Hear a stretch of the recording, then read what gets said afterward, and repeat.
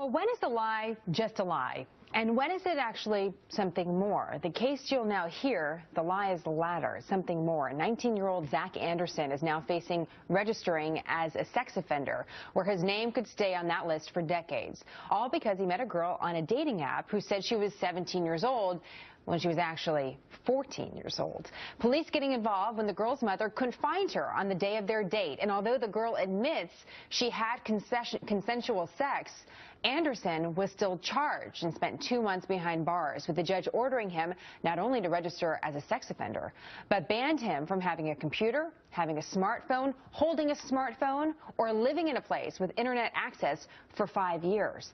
Anderson has no criminal history. He is now trying to get a new sentence, and that's where we're going to pick up the case. Joining Troy Sladen, a criminal defense attorney and former prosecutor, and Rebecca LeGrand, a trial attorney as well. Nice to have you both.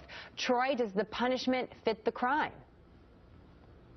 You know, it does. And when you say that this 14-year-old girl had consensual sex, well, she just can't. The age of consent in Michigan is 16, and that's because we as a society have determined that somebody who's under 16 can't form the requisite intent to consent to something as important as sexual conduct that raises issues of procreation and sexually transmitted diseases that could affect them and their whole family.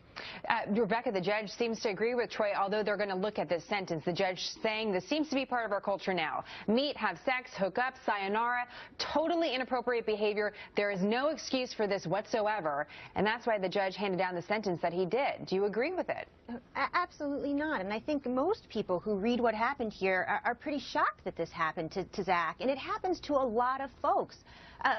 This kid pled guilty to a misdemeanor. He was lied to about the girl's age. The girl has said, please, please don't punish him. I lied. I'm so sorry. And this kid has served 60 days in jail, and much more disturbingly, is going to be in a sex offender registry unless something changes for 25 years. This kid who maybe did one dumb thing that's real similar to what a lot of kids are out doing, his life is ruined. And that is completely disproportionate. And I think, frankly, everybody knows it, but the laws need to change. Well, speaking of holding someone accountable, and Troy, your point is well taken. You're trying to hold somebody accountable for what is technically a crime. Is the girl accountable as well in this case somehow for a crime? Because she lied, and she even apologized and admitted it in court, as did her mother, and saying they both don't want him punished.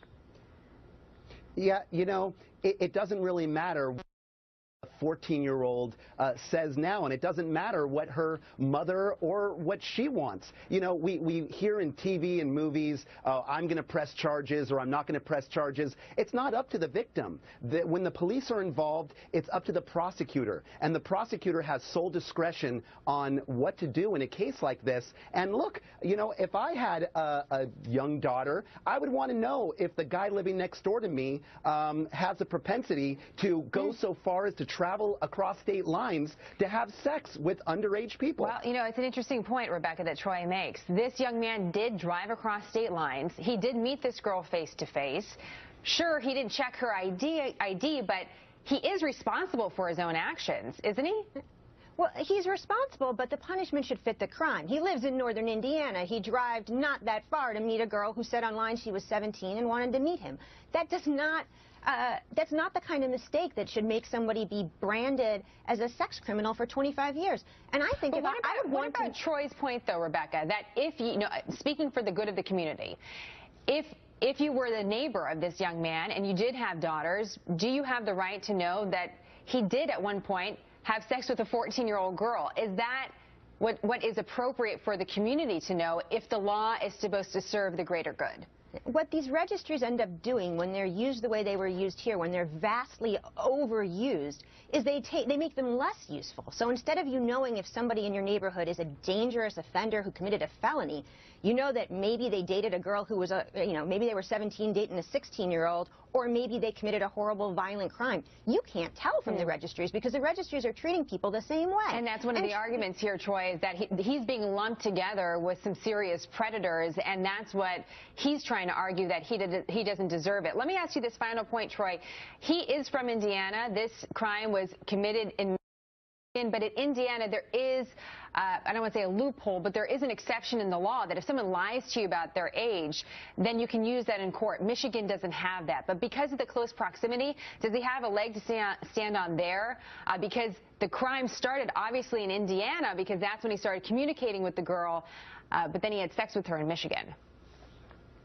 The crime is in Michigan, and you're subject to the laws of the jurisdiction where you're at when you commit the crime. It doesn't matter that the law is different where you come from, and most states, 30 of the states, have a strict liability with regard to statutory rape, and that's what this is. Even though he pled to a misdemeanor, even though his attorney plea bargained to something lower, this is statutory rape, and it's no defense that the girl lied to you in Michigan. It may be in his home state, but in the state where he committed this crime, that is not a defense. And so, unfortunately, no, that won't work for him. I'm going to start calling you Troy Tough Love when you come on this program, Troy, because you've got the tough love perspective. Rebecca, you want a little leniency. It's going to be interesting to see where this goes from here. Again, the judge is examining the sentence, but as of right now, he had 90 days in jail, 5 years probation, and 25 years on the Michigan Sex Offender Registry. I'll be curious what our viewers think about this case and look forward to having you both back. Thank you. Thanks for having us. Thanks, Jenna.